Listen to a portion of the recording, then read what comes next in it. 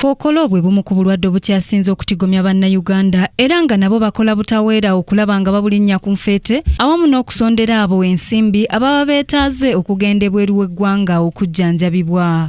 Ku bamu be baali basondeddeko ku nsimbi kuliko Bale Francis, Rosemary Nankabirwa nga bano omutonzi yabajjulula dda awamu ne Carol Atuhire akyagenda mu maaso n'okujjanjabibwa.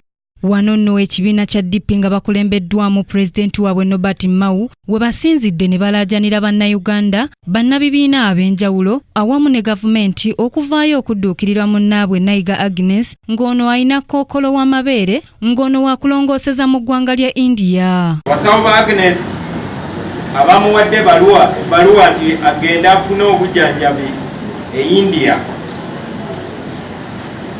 bafunye invoice okuva mu ddwaliro ye India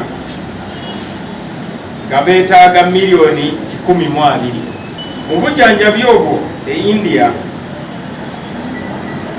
bajja kusooka bamusaleko ebbeere erisigadde basobole okutaasa obulamu bwe obuwuka bwa kansa buleme okusaasaana mubiri gwe gwonna. Nayiga kookolo yamulyako enviiri nga n'ebbeere lye erimu lyasalwako kyokka kino tekimugaana kumwenya kubanga alina essuubi nti ajja kuba bulungi singa anaaba ayambiddwako. Ebbeere yange balisalako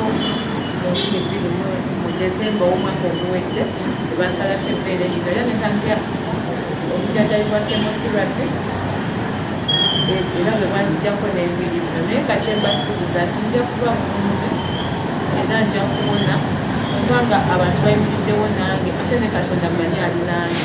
Enkola eno etuumiddwa Save Agnes Campaign ng'era bafulumizza n'emijoozi nga bw'oba ogyagala osobola ogifuna ku $3 gyokka nga ensimbi ezinaavaamu za kuyamba ku bujjanjabi bwa Naiga Agnes. Basirika Sarah, Kingdom TV, amalindirire. This is Kingdom TV.